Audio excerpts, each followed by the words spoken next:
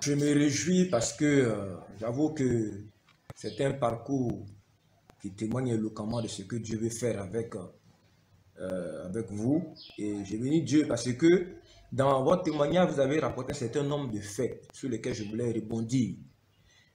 Aujourd'hui, il y a un mouvement de parler en langue, de prier par l'esprit.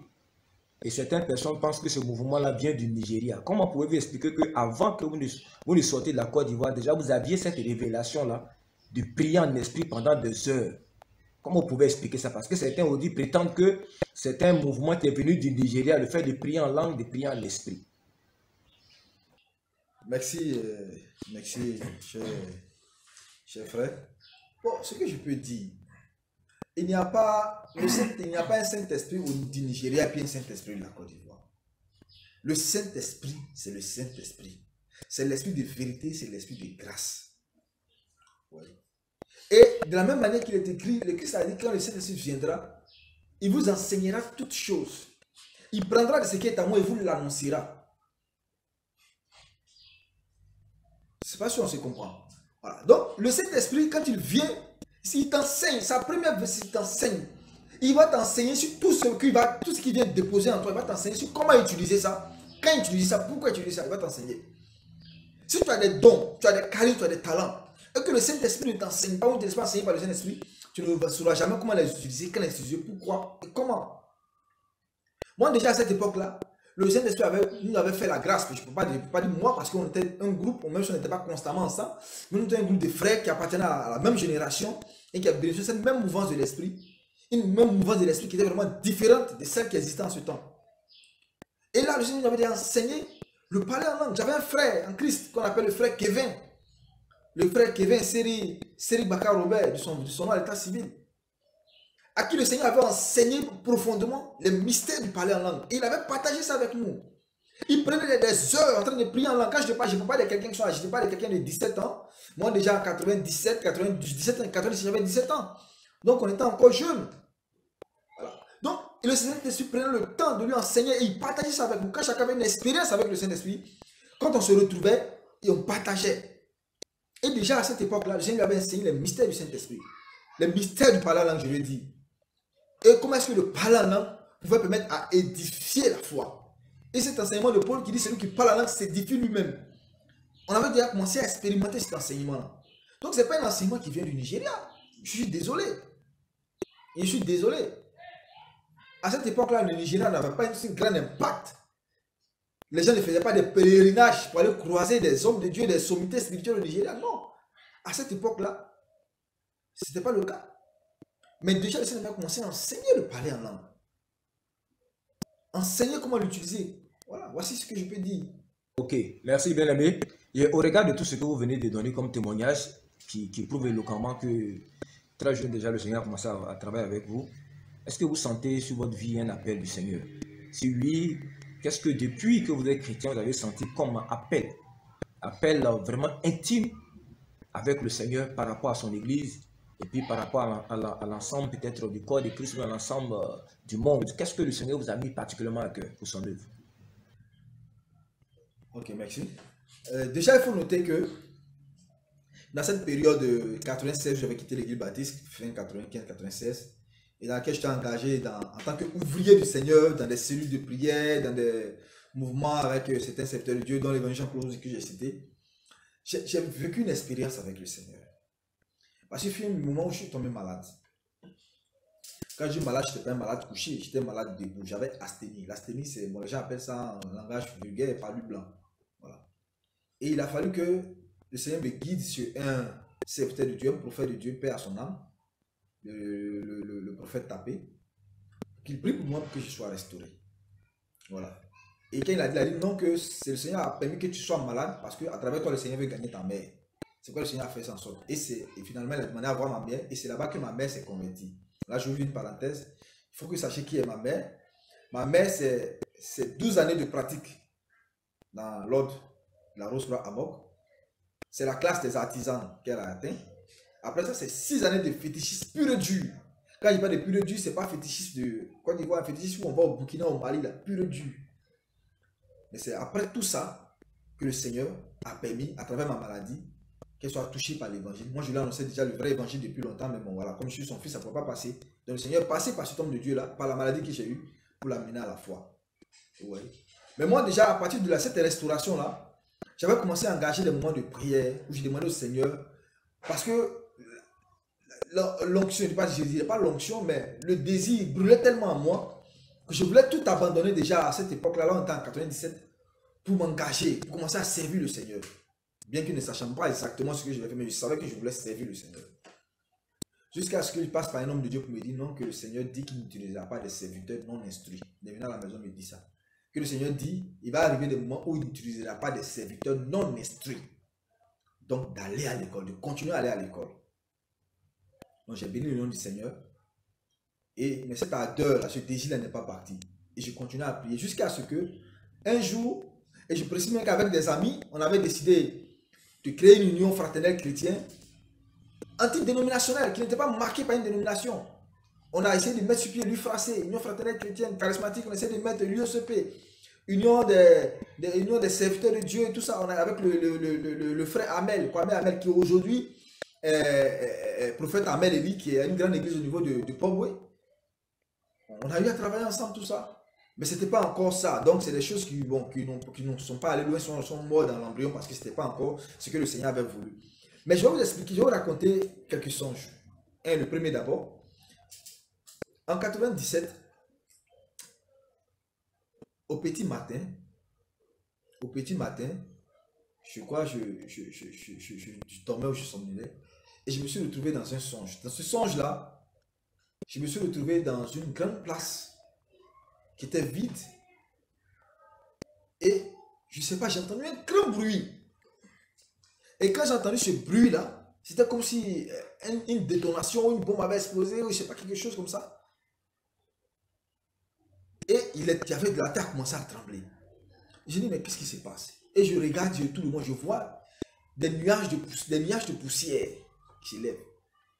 Et je sentais comme il y a quelque chose qui avançait. Et quand la poussière a commencé à se dissiper au fur et à mesure, j'ai vu un troupeau j'avais des bisons, j'avais des bœufs, j'avais des moutons, j'avais plusieurs sortes d'animaux qui étaient en train de courir et qui venaient comme s'ils avaient été effrayés par quelque chose, je sais pas. Donc j'étais avec un frère qui était à côté de moi, dans la vision, je ne sais plus qui c'était. Il m'a dit, mais il faut qu'on fuit, parce que si ce troupeau-là passe sur nous, on sera littéralement écrasé. Donc on a commencé à courir. J'ai aperçu un arbre quelque part. Et j'ai commencé à escalader l'arbre, à grimper l'arbre. Donc je grimpais l'arbre. À un moment donné, je me rends compte que je ne peux plus avancer. Et je dis, mais qu'est-ce qui me retient, qu'est-ce qui m'empêche de continuer à grimper pour me mettre à l'abri?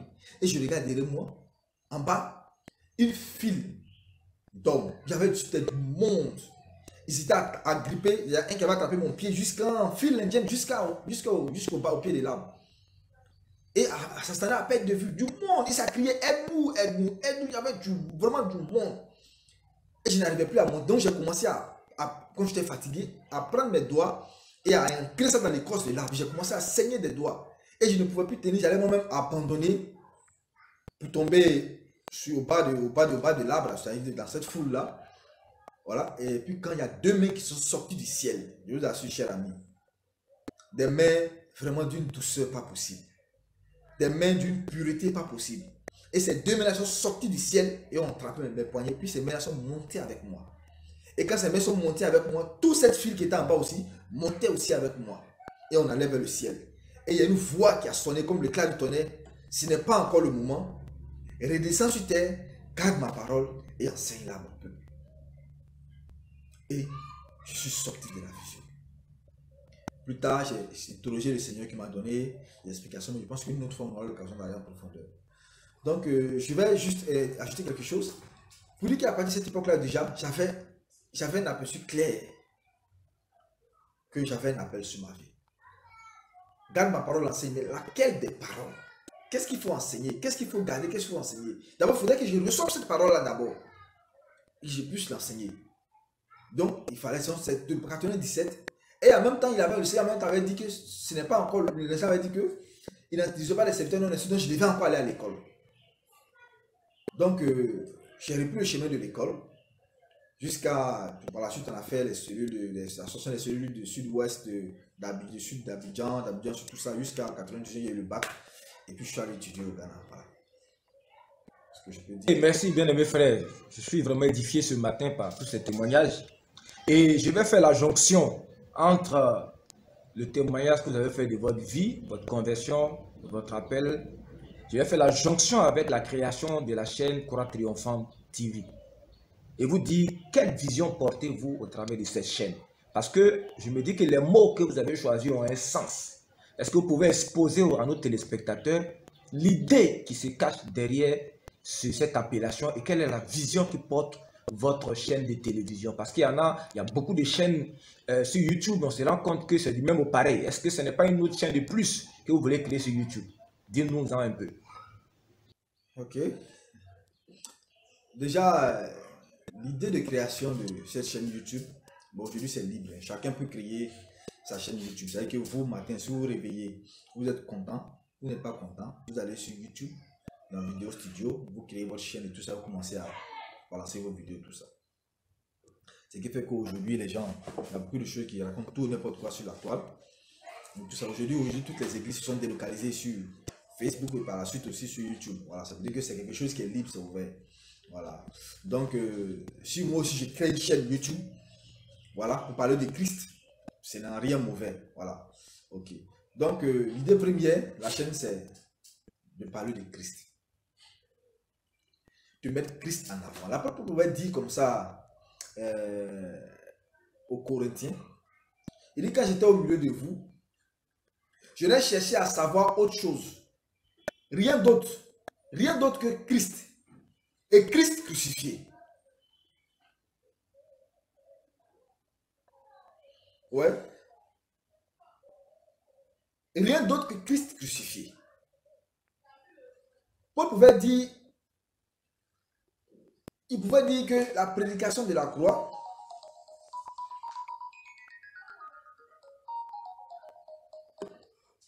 est une folie pour les hommes, mais est sagesse de Dieu.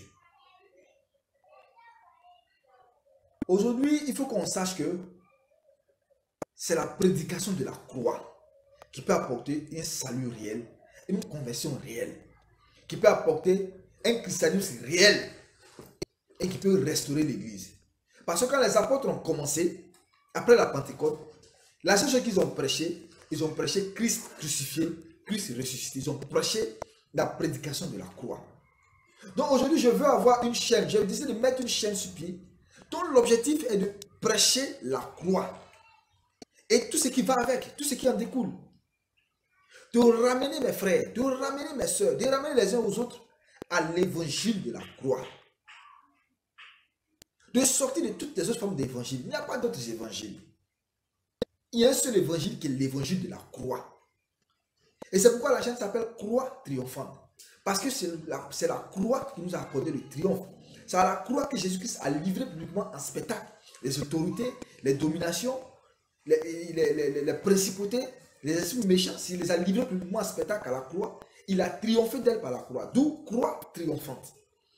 Donc le titre ici, c'est la proclamation du triomphe de la croix.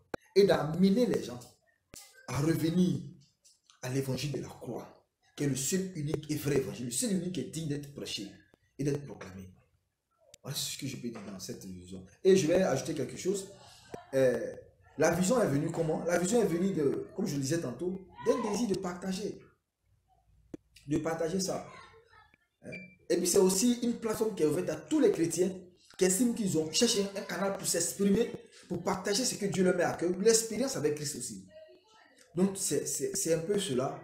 Il y a beaucoup de choses aussi qui vont intervenir. On aura l'occasion de développer cela. Mais en tout cas, c'est quelque chose qui répond à un besoin.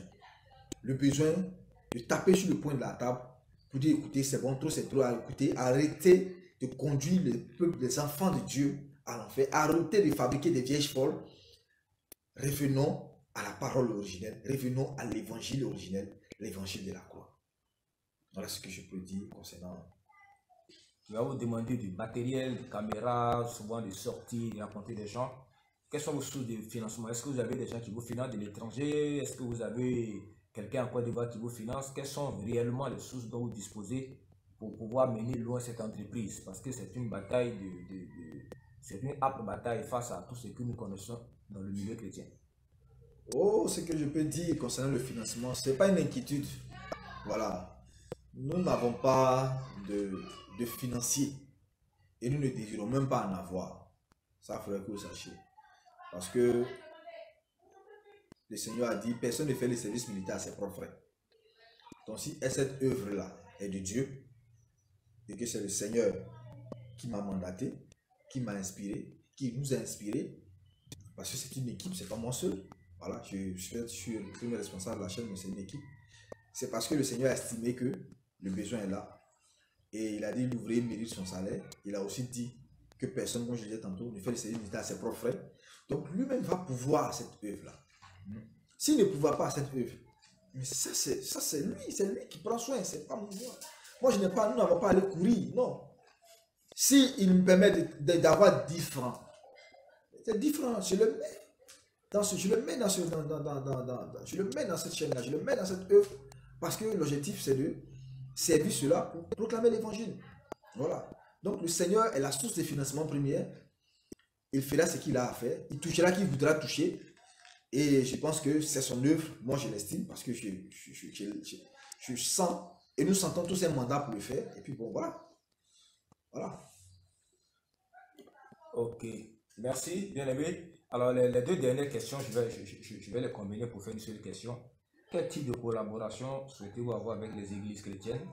Quand je parle des églises chrétiennes, ici, je parle de toutes les dénominations constituées, organisées, et puis tous ceux qui sont les croyants. Parce que nous avons remarqué dans ces derniers temps qu'il y a beaucoup de chrétiens, beaucoup de croyants qui quittent leur assemblée faute de trouver dans ces milieux-là de la nourriture saine pour les âmes.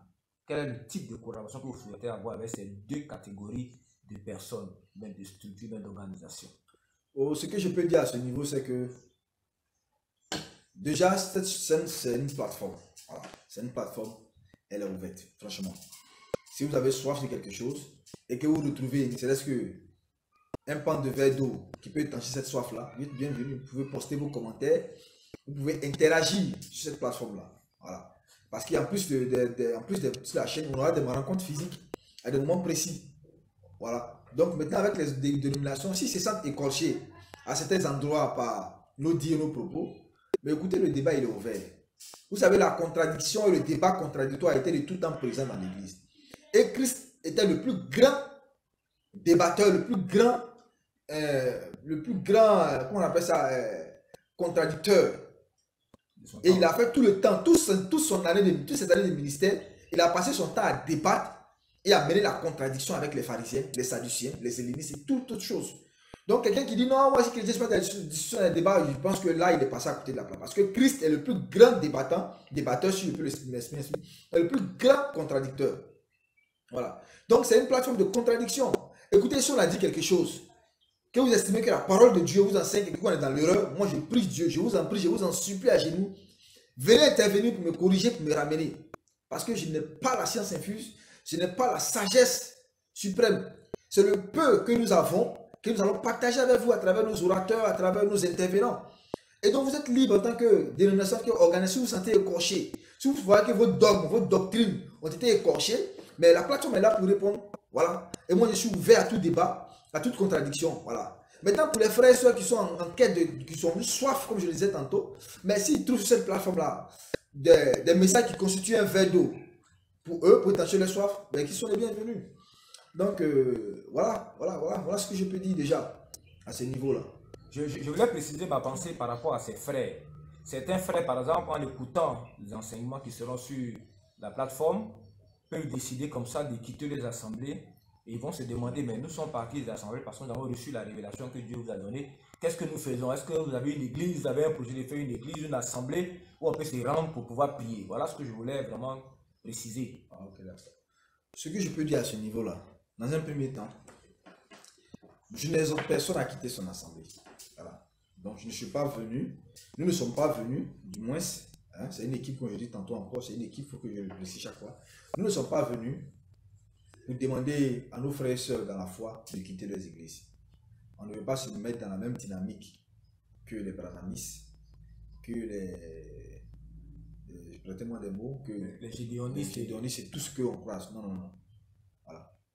Mais si malgré tout cela, tu estimes, moi personnellement, quand je ne retrouve plus la lumière de Christ et de l'évangile quelque part, moi personnellement, je me retire.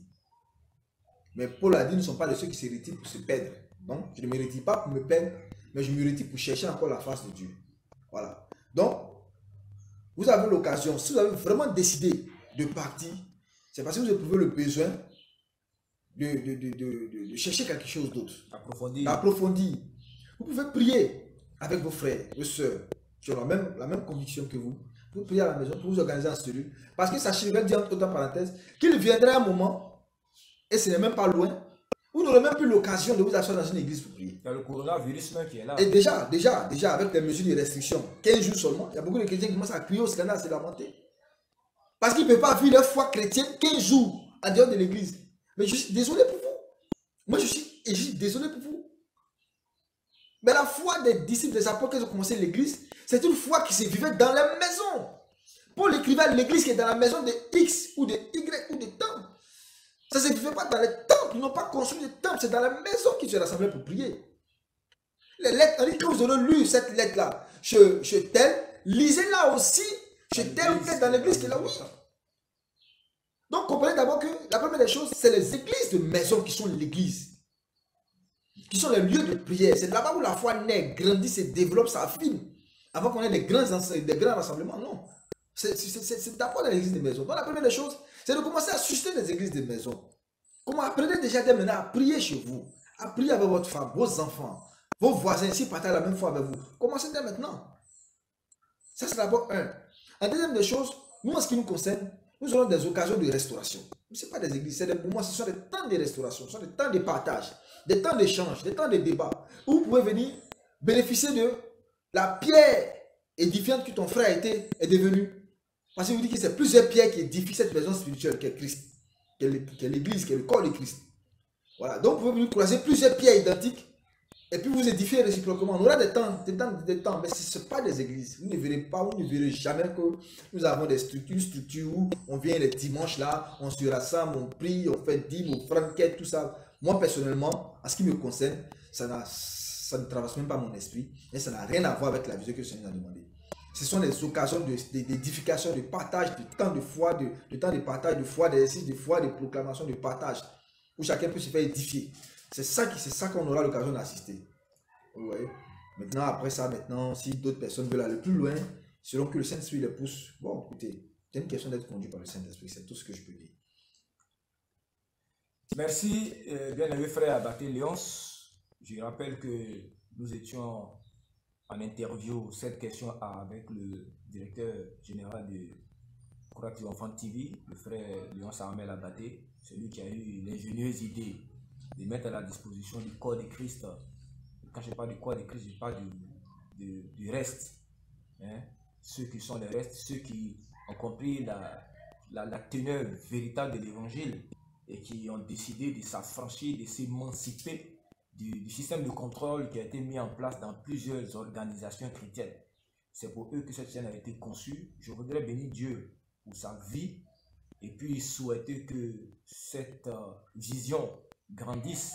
Avant-hier même, j'étais en train de méditer sur cette chaîne de télévision et j'ai eu fortement dans mon esprit qu'on va entendre parler de nous parce que il y a des grandes choses qui sont en train de venir.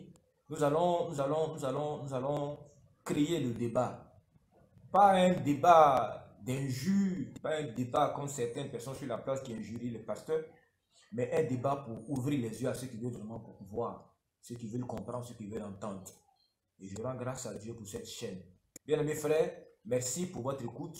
Comme je le dis toujours, partagez, likez, diffusez.